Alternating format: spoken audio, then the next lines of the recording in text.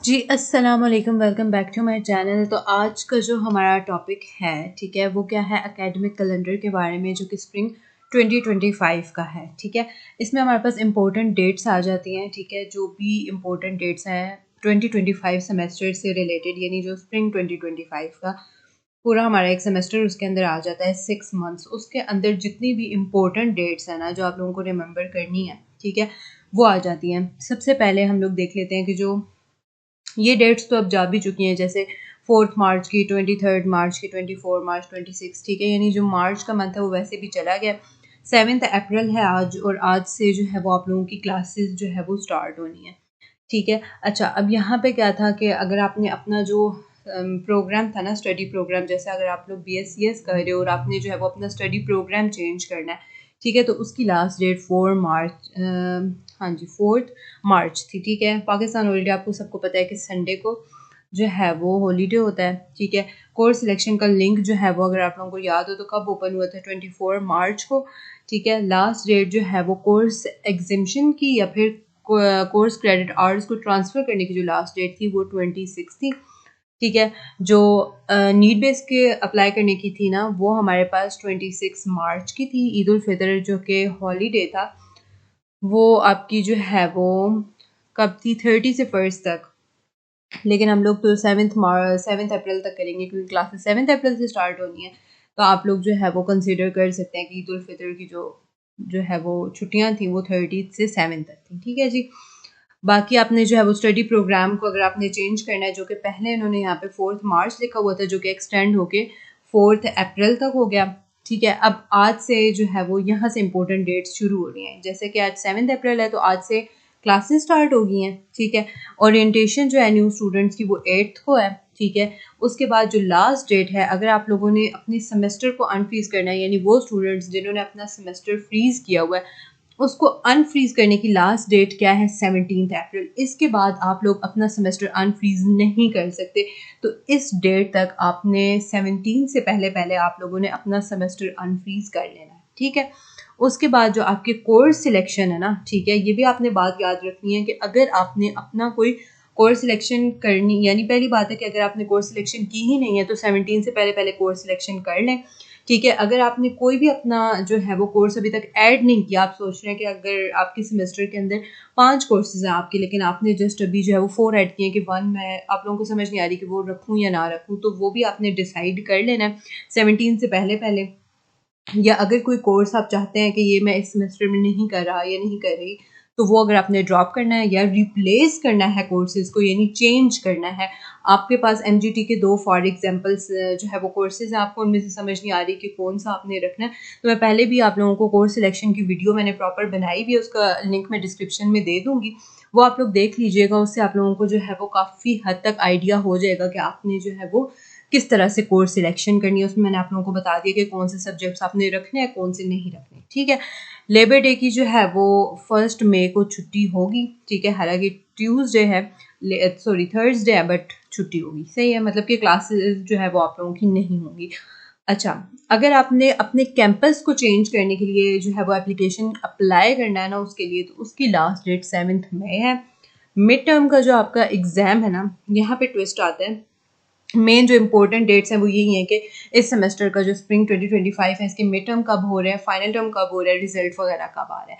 अब जो mid term है ना, वो आपका स्टार्ट होना है 23 से। अब हर बार क्या होता है मिड टर्म का, कि मिड टर्म में हर बार जो है वो आप लोग 1.5 मंथ का होता था आपके पास टाइम।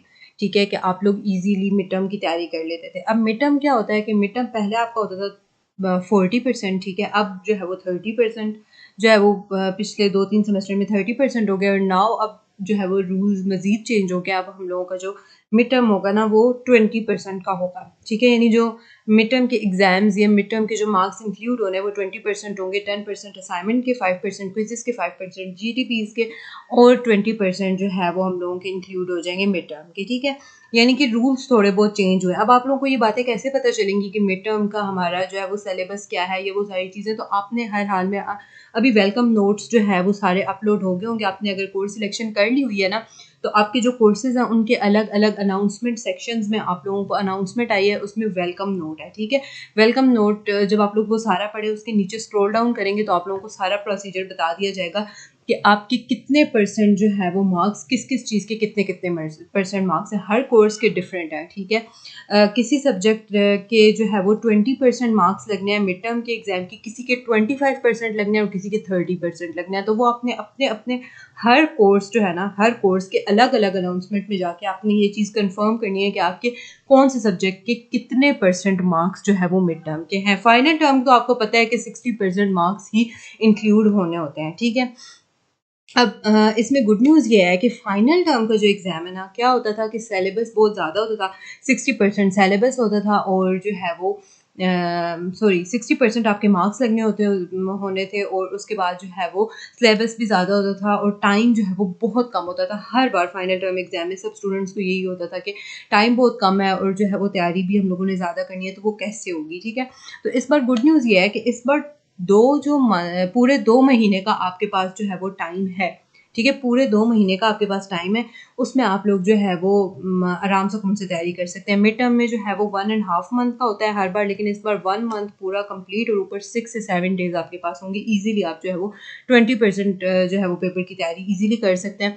ऊपर से मे बी पहले जो है वो जैसे 22 लेक्चर्स होते थे, फिर उसके बाद 18 लेक्चर्स होते, तो मे बी इस बार जो है वो 15 लेक्चर्स कर दिए जाएंगे यूँ करके। वो भी आपने जो है वो अनाउंसमेंट में जब आपके मिड टर्म होंगे ना, उसे 10 डेज बिफोर या 5 डेज बिफोर आपको जो है वो बता दिया जाएगा आपका पेपर पैटर्न, ठीक है। उसमें आ जाएगा कि आपका सिलेबस कितना है, कितने आपने लेक्चर्स तैयार करने हैं, ठीक है। लेकिन आपने 18 फिर भी जो है वो कर लेना है, क्योंकि एंड टाइम पे फिर आप ये तो नहीं कह सकते कि अब जो है वो लेक्चर्स हमारे ज़्यादा हैं तो अब हम लोग क्या करें। 22 और 18 तो आपने मस्ट करने ही होंगे, उनमें से फिर अगर कुछ कम भी होता है तो इट्स ओके, फाइनल टर्म में आपकी हेल्प हो जाएगी, ठीक है। और बस मेन जो गुड न्यूज़ थी ना वो आप लोगों के लिए वो यही है कि फाइनल टर्म एग्जाम में इस बार आप लोगों के पास पूरे फिक्स 2 मंथ्स हैं और आप लोग इजीली अपने फाइनल टर्म की तैयारी कर सकते हैं। यहाँ पे आप लोगों को फाइनल टर्म रिजल्ट की भी बता दिया है डेट, के फाइनल टर्म का रिजल्ट कब आएगा, वो आएगा 3 सितंबर को। अब ये जो एकेडमिक कैलेंडर होता है ना, इसमें ये जो डेट्स बताई हुई होती हैं ये फिक्स डेट होती हैं, ठीक है। इनके अंदर कोई चेंजेस नहीं आ सकते। मतलब कि अगर आप लोगों के माइंड में ये क्वेश्चन है ना कि ये डेट्स जो है वो चेंज हो जाएंगी या हम लोगों को कैसे पता चलेगा कि ये फिक्स डेट है, इनमें चेंजिंग भी हो सकती है, तो अभी तक तो ऐसा कभी भी नहीं हुआ कि डेट्स जो है वो आप लोगों की चेंज हो जाए, ठीक है। बहुत ही ज़्यादा कोई सीरियस जो है वो इशू हो जाए, ठीक है, तो जो है वो मे बी इनमें डेट्स में चेंज आ जाए, अदरवाइज यही फिक्स जो है वो डेट्स होती हैं।